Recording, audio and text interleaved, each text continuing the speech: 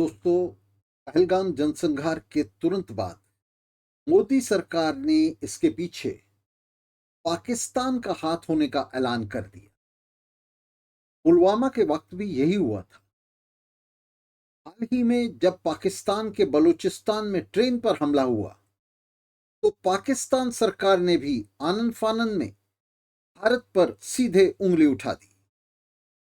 दोनों सरकारों ने घटनाएं होते ही बिना किसी जांच पड़ताल के एक दूसरे पर तुरंत आरोप मढ़ दिए। इसका अर्थ बिल्कुल स्पष्ट है कि दोनों सरकारें पहले से ही जानती हैं कि वे एक दूसरे के खिलाफ परोक्ष युद्ध चला रही हैं।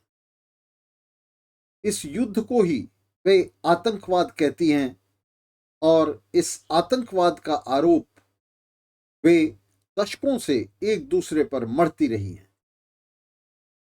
भारतीय उपमहाद्वीप के 1947 के दुर्भाग्यपूर्ण सांप्रदायिक विभाजन से जन्मे इन दोनों देशों पर यानी भारत और पाकिस्तान पर बड़े पूंजीपतियों के गिरोह शासन कर रहे हैं। ये गिरोह एक दूसरे के प्रतियोगी हैं, एक दूसरे से होड़ लगा रहे हैं, जो दक्षिण एशिया में अपना प्रभुत्व कायम रखने और उसे बढ़ाने के लिए एक दूसरे को नुकसान पहुंचाने के लिए सक्रिय रहते हैं। रॉ और आईएसआई जैसी संस्थाएं दिन रात इसी काम में जुटी रहती हैं। इस वक्त दक्षिण एशियाई देशों पर शासन कर रहे इलीट गैंग्स के बीच बहुत ही तीखी और गहन स्पर्धा होड़ जारी है। प्राकृतिक और मानवीय संसाधन ही सिर्फ इस दौड़ के लक्ष्य नहीं है, बल्कि वैश्विक निवेश भी इस दौड़ के निशाने पर है।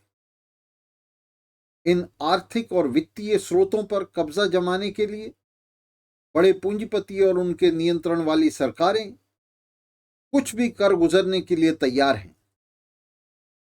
वे अंधाधुंध घातक हथियार जमा कर रही हैं और अपनी अपनी फौजों का आकार, उनका आयतन लगातार बढ़ाती ही चली जा रही है। शिक्षा, स्वास्थ्य, अनुसंधान, इन सब से हाथ खींचकर हथियारों और फौजों पर पैसे को पानी की तरह बहाया जा रहा है। फ्रेंच युद्धक जेट विमान राफेल की पहले ही वायुसेना के लिए 2 किश्त खरीद चुकी मोदी सरकार ने अब नौसेना के लिए भी 64,000 करोड़ के 26 राफेल जेट विमानों की पहली किश्त खरीदी है। पाकिस्तान के शासक इस्लाम खतरे में है कि बांग देकर, तो भारत के शासक हिंदुत्व खतरे में है कि पुकार लगाकर अपने अपने देशों की मेहनतकश जनता को दोनों हाथों से लूट रहे हैं, निचोड़ रहे हैं और उसे बेवकूफ बनाकर इस्लाम और हिंदुत्व के नाम पर, धर्म और मजहब के नाम पर अपनी सत्ता के पीछे बांध रहे हैं। भारत और पाकिस्तान के बीच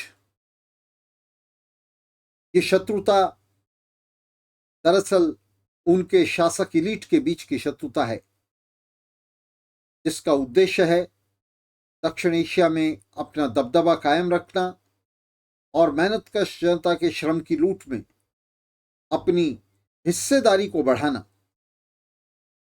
दोनों शासक गिरोहों के बीच जारी इस जंग में मेहनतकश जनता बुरी तरह पिस रही है, जबकि मेहनतकश जनता का इस जंग से कुछ भी लेना देना नहीं है। दोनों देशों के शासक गिरोह मेहनतकश जनता के श्रम की लूट तो कर ही रहे हैं और अपनी जनता को लूट रहे हैं, साथ ही अपने संकीर्ण और निहित स्वार्थों के लिए लड़ी जा रही इस जंग में बहाने के लिए खून भी इसी मेहनतकश जनता से मांग रहे हैं। दोनों देश नाभिकीय शस्त्रास्त्रों से लैस हैं और खुलकर युद्ध में इनके इस्तेमाल की धमकी दे रहे हैं। दक्षिण एशिया की मेहनतकश जनता के सिर पर इसके चलते तीसरे विश्व युद्ध का खतरा मंडरा रहा है। युद्ध के इस खतरे और खून खराबे को पूंजीवादी प्रबंध ने जन्म दिया है। पूंजीवाद का समूल विनाश ही शांति और सह अस्तित्व की पक्की गारंटी है। इस कार्यभार को नीचे से समाजवादी क्रांति के जरिए ही संपन्न किया जा सकता है और इस समाजवादी क्रांति को अंजाम देने के लिए मजदूर वर्ग के नेतृत्व में मेहनतकश जनता के तमाम हिस्सों को एकजुट होना होगा और इस गोलबंदी के लिए क्रांतिकारी पार्टी का निर्माण, एक ऐसी पार्टी का निर्माण जो मार्क्सवाद के क्रांतिकारी कार्यक्रम से लैस हो, वो सर्वोपरि जरूरत है, सबसे बड़ी जरूरत।